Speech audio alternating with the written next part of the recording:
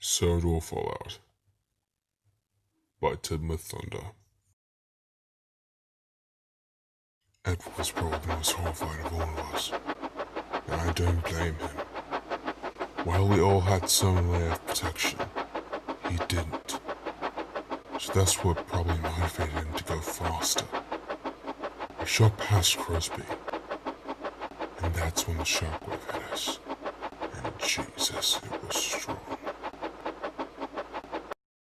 He seemed pretty pent up since he was taking his anger out on Edward. Felix told me to leave half the train at the platform instead of getting them all on board before the blast hit them. But by the way I was acting, James definitely saw something that the rest of us didn't. We found their boat again back to SODOR after taking a goods train from the mainland and went straight to Brandon docks. No one told Frank and Marshall, so they drove him straight into a contaminated area. Oh my god. Oh my god. Haven't come out there alive. Got a phone call from Jim Cole. He took shelter in a bunker underneath the shed. His wife and children are okay too. Poor Trevor though. Jim had his rifle on him and put the traction engine out of his misery. Edward broke when he heard the news.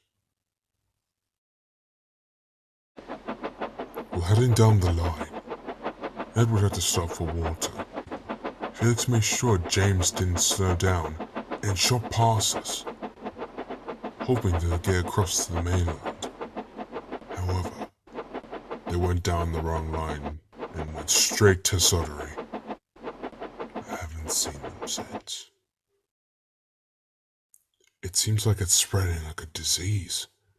The trucks have started screaming in pain and gained the ability to move around, but only for 5 seconds at a time. We set all the points away from them just in case, but it all looked like they all just wanted to die. The mainland ordered the Vickstown rolling bridge to be dismantled as soon as possible, as this pandemic has worsened. We need to get as far away as possible.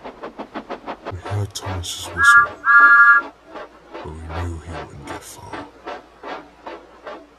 Thank God Felix John returned table that day. Skylower had been complaining about an egg in his smoke box ever since the explosion from the industrial complex thing on the branch line. He could still pull trains, but he seemed getting weaker than before. I'll update this book as we go along. Good God, he's becoming some sort of monster. I showed him his face in the passenger's mirror, but he didn't care. The passengers need me, he says. His frame has buckled, and he's in a lot of pain, but he will do whatever it takes to get them to the station. I'm so sorry. Please, forgive me. Thank you, Scarloy.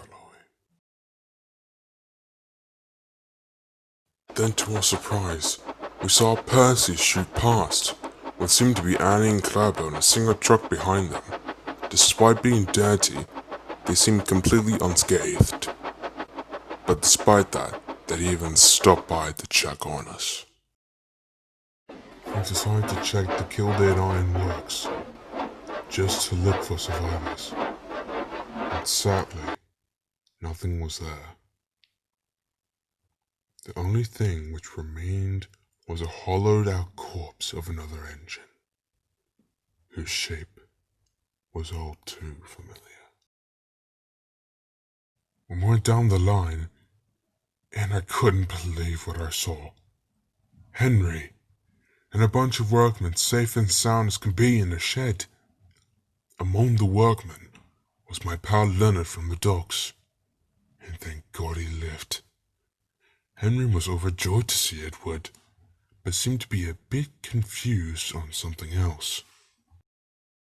Henry's crew reared in front of a footplate behind this wooden shield they made from an old truck. They used to run down the line to see if they could find anyone who needs assistance, but stopped 2 days ago when they tried to make their way to the ironworks. We found one of the Scottish twins today, or at least the remains of one. We were not sure who it was. The nameplate and number were unreadable. They seemed to be hollowed out, as the steam was coming out of every hole in them. Apparently, several engines have passed by here recently. Henry noticed Percy passed by yesterday morning and the night before Gordon shot past. He didn't say anything, but all Henry could hear was him trying to scream. We found a survivor, and I couldn't believe who it was. It was Leonard. Thank God he wasn't feeling good and stayed home that day, or God knows what could have happened to him. I thought we lost him, but we found him beside the line, looking for any signs of life.